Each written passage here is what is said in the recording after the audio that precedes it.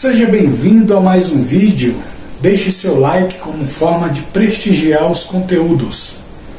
Lembrando que o motivo dos vídeos não é combater segmento religioso algum, apenas seguir as interpretações à luz dos fatos.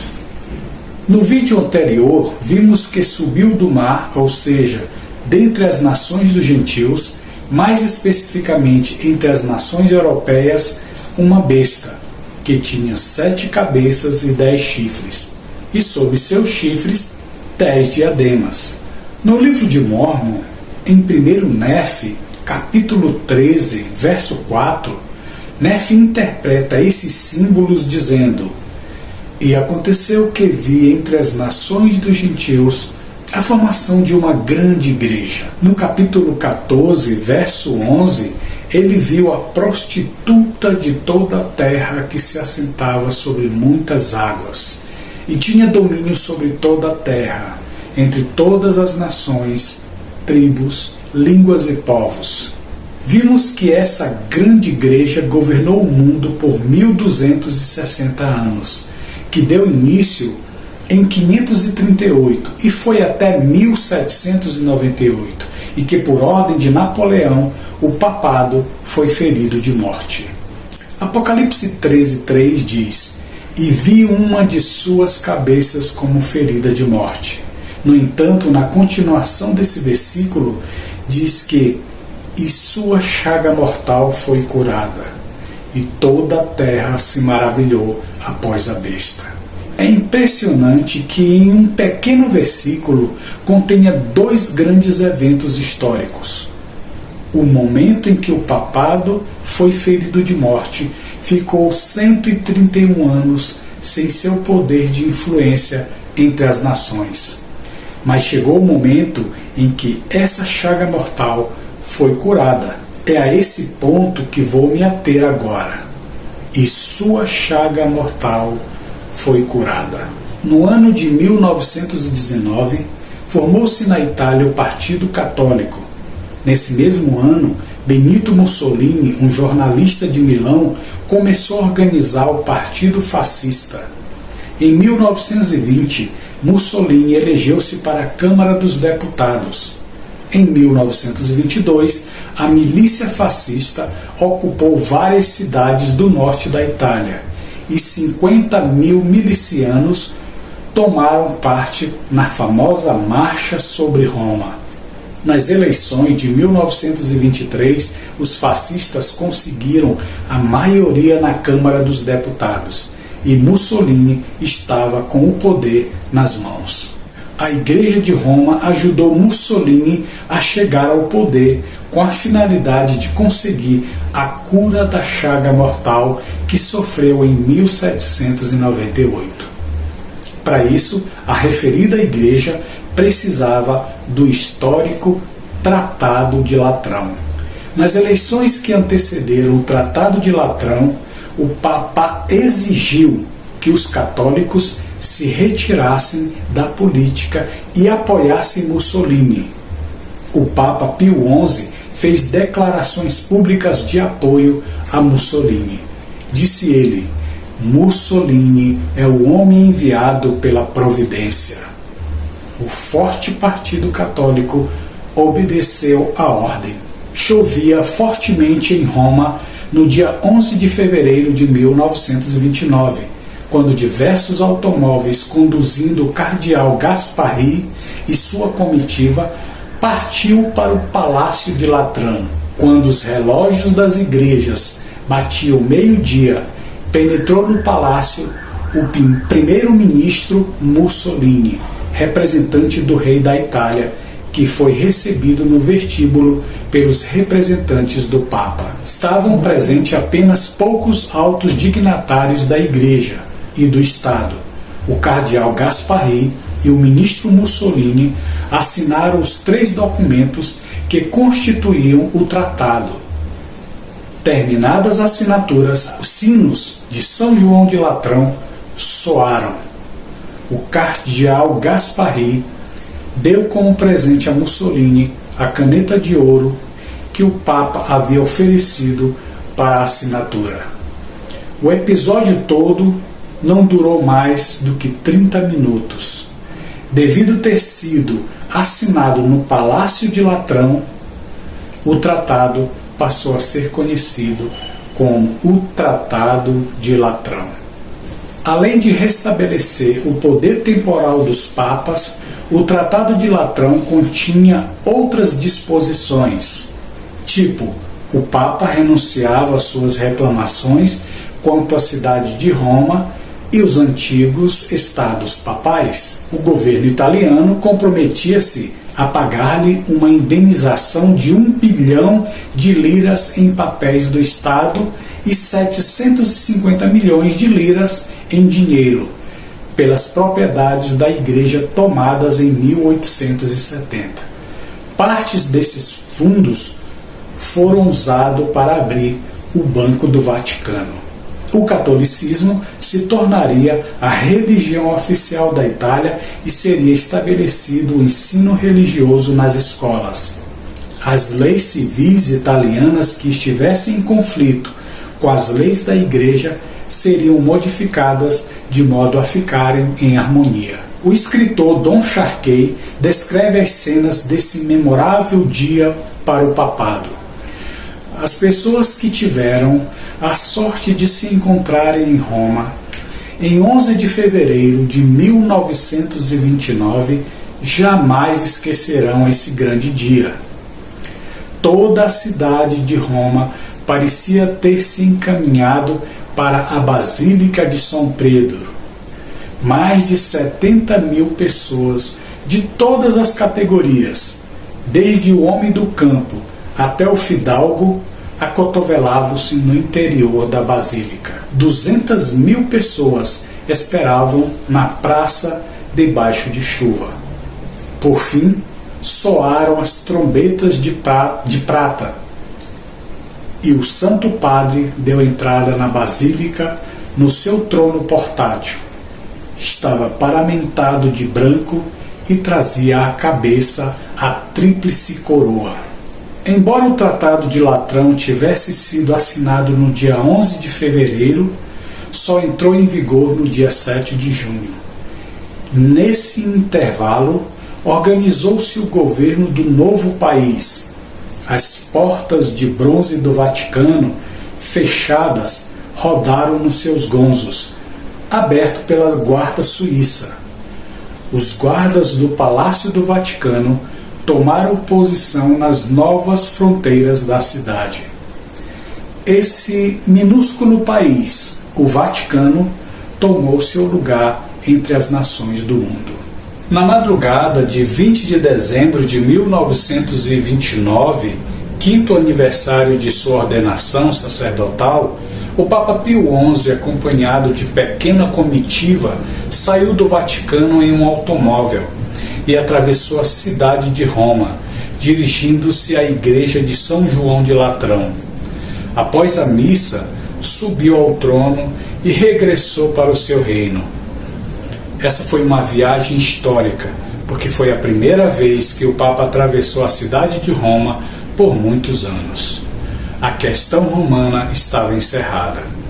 Renato Fontinelli, autor católico, escrevendo sobre o Tratado de Latrão, disse: esta restauração do poder temporal passará à história sob o nome de Tratado Político de Latrão.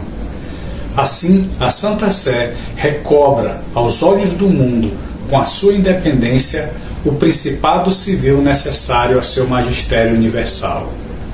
O novo Estado Pontifício, compreendendo a Basílica e a Praça de São Pedro, o Palácio, os museus, a biblioteca, os jardins e todas as dependências do Vaticano, formam uma inserção de 44 hectares onde o Papa exerce doravante não apenas os direitos de um proprietário, mas as prerrogativas de um soberano, com tudo que lhe serve de expressão: governo autônomo, poder legislativo, executivo e judiciário, legação ativa e passiva, polícia, Estado Civil, bandeira, moeda, serviços públicos e selos do correio. Foi de grande importância o Tratado de Latrão na cura da ferida mortal, pois foi através desse tratado que o Papa recebeu o título que hoje ele tem de soberano do Estado do Vaticano. A partir daí, o Papa voltou a ser contado entre os soberanos da Terra.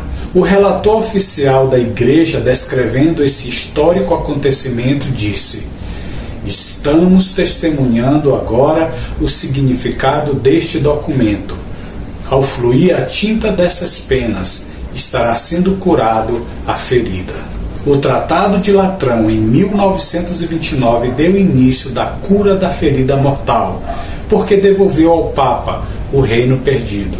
Porém, não a supremacia, pois a recuperação da supremacia será um evento futuro. O Papa Pio XI foi empossado como o primeiro Papa-Rei, conforme a profecia. Estava sendo restaurado o poder temporal do papado. E a reação dessa cura foi o que diz o final do verso 3. Toda a terra se maravilhou após a besta. O verso 4 diz: "E adoraram o dragão que deu à besta o seu poder. E adoraram a besta, dizendo: Quem é semelhante à besta? Quem poderá batalhar contra ela?" Pode parecer forte dizer isso, mas prestar devoção a essa besta é prestar devoção ao dragão, ou seja, Satanás. A primeira pergunta feita nesse versículo é: quem é semelhante à besta? No capítulo 12, verso 3 de Apocalipse, mostra uma semelhança única, jamais evidenciada com outro poder na história. Pois diz: "E viu-se outro sinal no céu, e eis que era um grande dragão vermelho, que tinha 7 cabeças e 10 chifres, e sobre suas cabeças 7 diademas." Esse dragão descrito aqui é Satanás. Percebeu que a besta de Apocalipse 13, que estamos tratando, tem características semelhantes à do dragão? Tipo 7 cabeças, 10 chifres, 10 diademas. Talvez você pergunte o porquê dessa semelhança. Bem, essa semelhança é para que se saiba que o poder da besta, do papado, é um poder semelhante ao do dragão, ou em outras palavras, o poder da besta provém do dragão, Satanás. A última pergunta de Apocalipse 13:4 é: quem poderá batalhar contra ela? Nenhum poder terreno destruirá jamais o poder papal. Esse poder não cairá jamais pelo braço unicamente do homem. Porém, sua queda irreversível é apenas uma questão de tempo. Sua derrocada virá de cima, inesperada e segura. Deus logo ajustará contas com o poder que usurpou seu nome. No livro de Mórmon, em 1 Nef, capítulo 22, verso 14, diz: "E aquela grande prostituta que perverteu os caminhos retos do Senhor, sim, aquela grande e abominável igreja, cairá por terra, e grande será a sua queda." Apocalipse 13, versos 5 e 6 diz: "E deu-se-lhe boca para falar grandes coisas e blasfêmias, e deu-se-lhe poder para assim o fazer durante 42 meses. E abriu sua boca em blasfêmia contra Deus, para blasfemar de seu nome e do seu tabernáculo e dos que habitam no céu." Se as palavras arrogantes da besta atingissem apenas os seus iguais na terra e os seres celestiais mais comuns, isso ainda não seria tão grave. Porém, suas mais ofensivas palavras são dirigidas contra Deus, para blasfemar do seu nome e do seu tabernáculo. Na verdade, uma blasfêmia só pode mesmo ser dirigida contra Deus. Em primeiro lugar, diz a profecia que a besta profere blasfêmias contra o nome de Deus. E quando é que um ser mortal blasfema do nome de Deus? Nos evangelhos encontramos uma indicação muito clara do que seja blasfemar contra o nome de Deus. Em João capítulo 10, versos de 30 ao 33, num dos debates entre Cristo e os judeus, estes lhes responderam: não te apedrejamos por alguma boa obra tua, mas pela blasfêmia, porque sendo tu homem, te fazes Deus, a ti mesmo. A acusação dos judeus contra Jesus era falsa, porque ele realmente é um Deus. Mas quando um homem se intitula Deus e assume as prerrogativas de Deus e os títulos relativos à sua divindade, isso constitui verdadeiramente uma blasfêmia. Há no direito canônico papal uma proposição que estabelece: o Papa Romano não ocupa o lugar de um mero homem, senão do verdadeiro Deus neste mundo. O Papa tem tão grande autoridade e poder que pode mesmo modificar, explicar ou interpretar as leis divinas. Quando a Igreja de Roma se arroga perdoar pecados de vivos e mortos, em desacordo com o ritual do templo celestial, onde os pecados são perdoados somente pelo Filho de Deus, isso também é blasfêmia. Essa atitude desmantela a obra mediadora de Jesus no santuário e significa blasfemar do seu tabernáculo. O direito canônico continua dizendo: o Papa não é apenas representante de Jesus Cristo, mas ele é Jesus Cristo, oculto sob o véu da carne. Em uma passagem que faz parte da lei canônica romana, o Papa Inocêncio III declara que o pontífice romano é o representante sobre a terra, não de um mero homem, senão do próprio Deus. E em uma interpretação da passagem se explica que isto é porque ele é o vigário de Cristo, que é o mesmo Deus e o mesmo homem.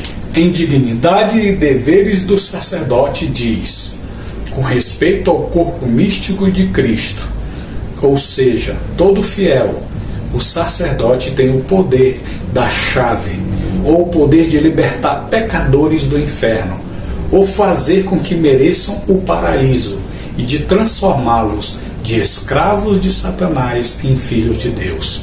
E o próprio Deus é obrigado a submeter-se ao julgamento de seus sacerdotes. Lúcio Ferraris, um franciscano que viveu no 18º século, professor de sua ordem e consultor do Santo Ofício, é o autor da Prompta Bibliotheca, a enciclopédia de Catholic Encyclopedia. Afirma que a Prompta Bibliotheca é canônica, jurídica, moral, teológica, rubicista e histórica, uma confiável enciclopédia do conhecimento religioso. Cito isso porque essa coleção, a Prompta Bibliotheca, apresenta diversas afirmações sobre o Papa, colocando-o na mesma posição de Deus.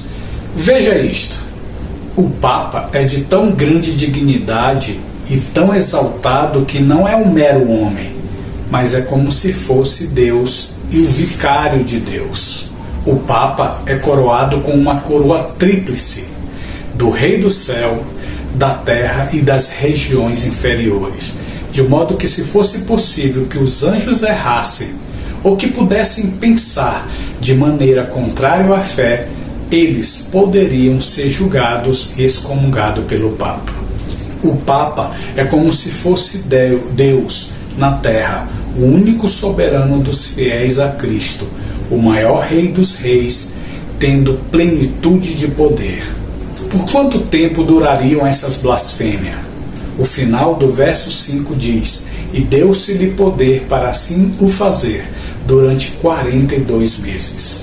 Os 42 meses profético da dominação temporal do papado, como já falamos nos vídeos anteriores, equivalem a 1260 anos, que foram contados de 538 até a ferida mortal da Revolução Francesa em 1798.